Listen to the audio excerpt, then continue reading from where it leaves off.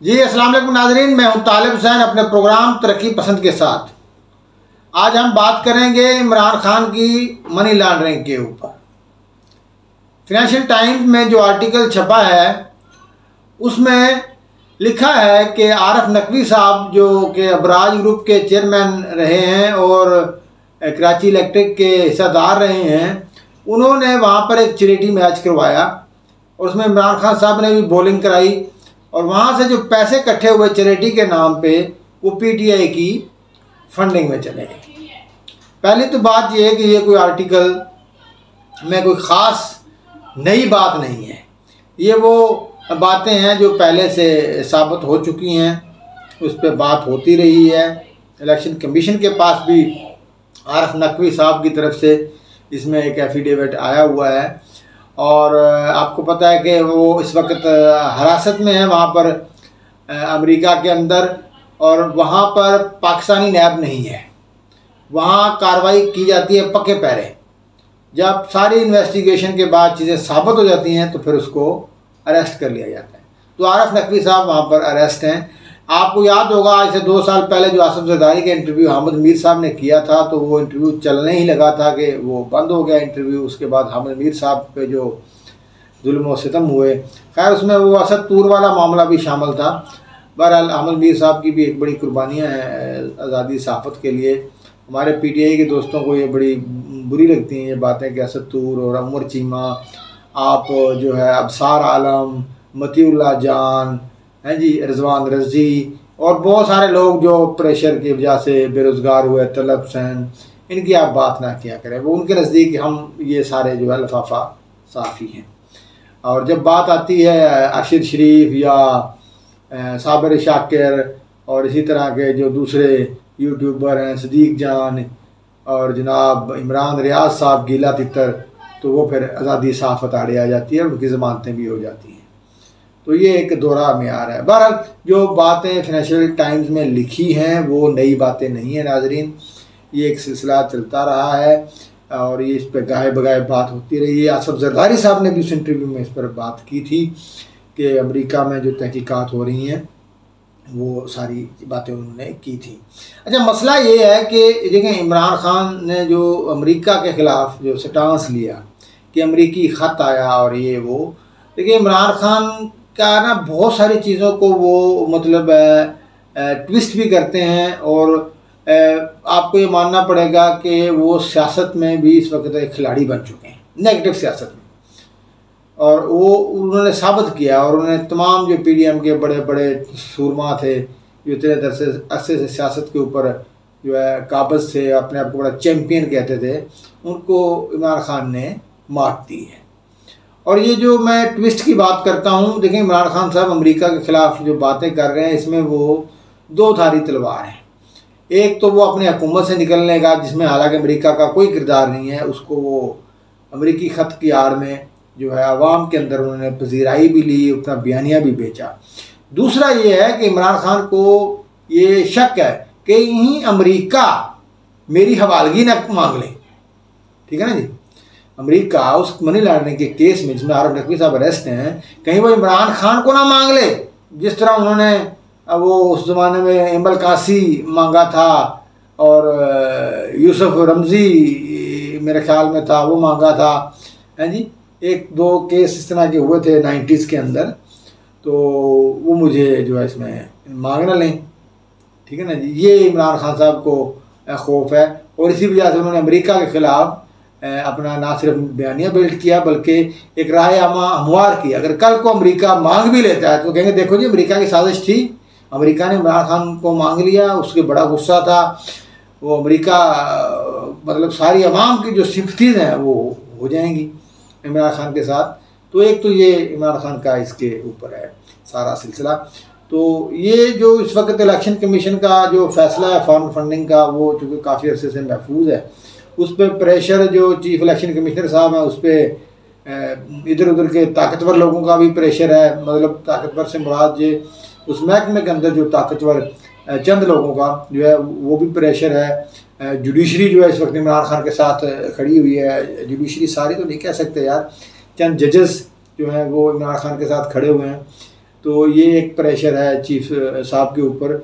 और दूसरा जो अपोजिशन हुकूमती जमातें हैं, हुकूमती इत्तेहाद है पीडीएम और पीपल्स पार्टी, वो भी प्रेशर बढ़ा रही है इलेक्शन कमीशन के ऊपर कि आप इसके खिलाफ फैसला दें, इमरान खान के खिलाफ जो भी फैसला है वो दें, खिलाफ दें या हक में दें, उसका फैसला आना चाहिए।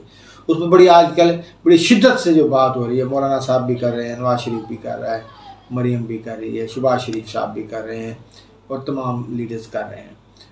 एक तो ये बात होगी।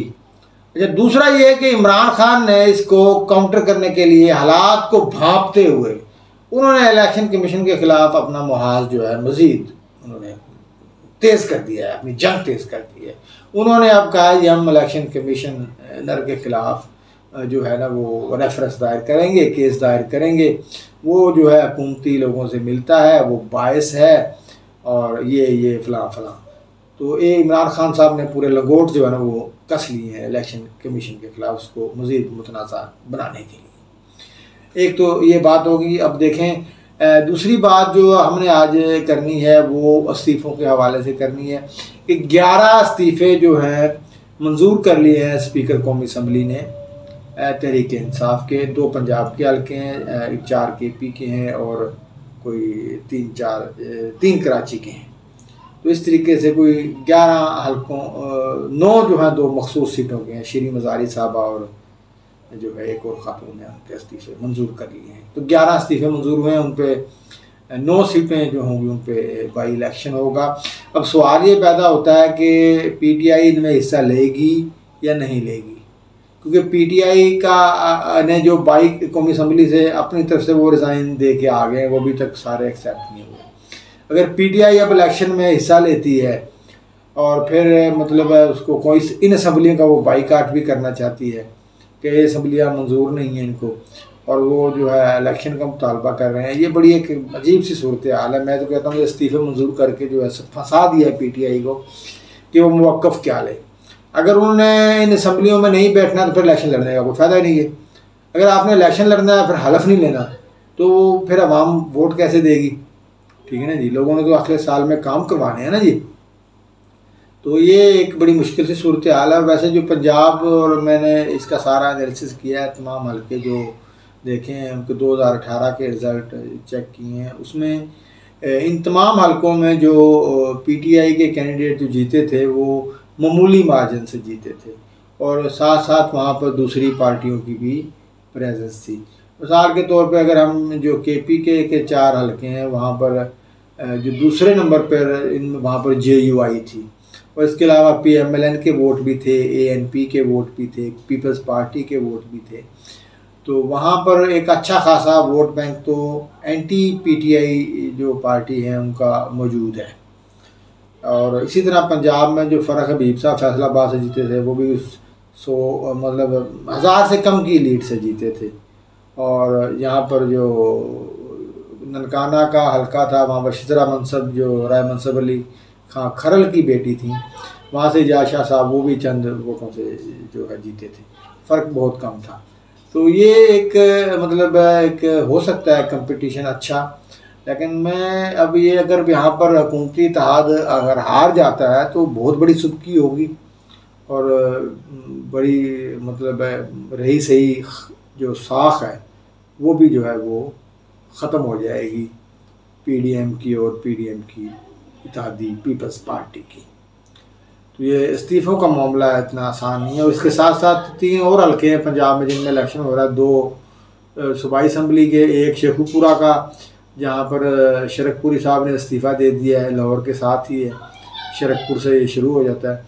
और दूसरा जो हल्का है वो भावल नगर का है, काशिफ साहब जो नाहल हो गए हैं। और तीसरा कौमी असम्बली का हल्का है मुल्तान का NA 157, जहाँ से ज़ैन कुरैशी साहब के MPA बनने की वजह से वो सीट खाली हुई है, तो वहाँ पर भी इलेक्शन हो रहा है।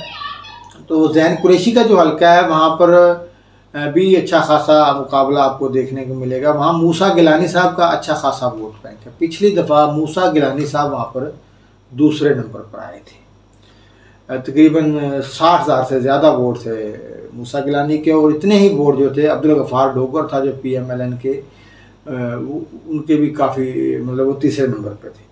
मतलब ये 3 candidate including the winning candidate, ये तीनों 60-60 हज़ार से ऊपर के थे। तो मूसा गिलानी साहब दूसरे नंबर पर आए थे। तो यहाँ पर मेरा ख्याल है ये टिकट मूसा गिलानी को मिलेगा, पीपल्स पार्टी को, और मिलना भी चाहिए जो फार्मूले की बुनियाद पर। और गफ़ार डोगर साहब को शायद ये टिकट ना मिले। तो अब फिर देखना ये होगा क्या गफ़ार डोगर जो है सपोर्ट करेगा इनको, मूसा गिलानी को, क्योंकि गफ़ार डोगर साहब ने इस हल्के में बहुत काम किया था अपने, जब 13 से 18 के दरमियान बहुत काम किया था। लेकिन उन्होंने 2018 के इलेक्शन में जो गलत फैसले किए थे, गलत टिकटें नीचे जो सूबाई के उम्मीदवार लिए थे वो उन्होंने गलत चुने थे। वो ज़ाती रंजिश कह लें या उनका जो है अपना कोई पैसे वैसे का चक्कर होगा, एक्सपेंस का। तो राय मनसब अली खान जो कि इस हल्के में एक बड़ा वोट बैंक रखते हैं मुल्तान के सूबाई हल्के में, मुल्तान राय मनसब अली खान, वो PMLN में MP थे 13 से 18 तक, उनको 2018 में टिकट नहीं दिया। उनकी जगह पे जो सिराज साहब थे, इकबाल सिराज, उनको उन्होंने टिकट दिया। राय साहब फिर पीपल्स पार्टी की तरफ से लड़े, फिर भी वो उन्होंने 20-22 हज़ार वोट लिया पंजाब में, मुल्तान के अंदर मेरे पीपल्स पार्टी की तरफ से सूबाई सीट पे। ये अगर PMLN में होते तो गफ़ार डोगर साहब उस वक्त जीत जाते। इकबाल सिराज साहब वही है ना जिनको उठा के ले गई थी एजेंसियाँ, और फिर उन्होंने महकमा ज़राअत का जिक्र किया था। इस तरीके से वो महकमा ज़राअत की जो टर्म है वो मशहूर हुई थी। तो ये पंजाब के अंदर जो सूरत हाल, जो इलेक्शन हो रहे हैं, तो हम आज ज़रूरी समझते थे आपको ये लेटेस्ट जो अपडेट हैं उनके ऊपर हम बात करें। बहुत शुक्रिया, अल्लाह हाफ़िज़।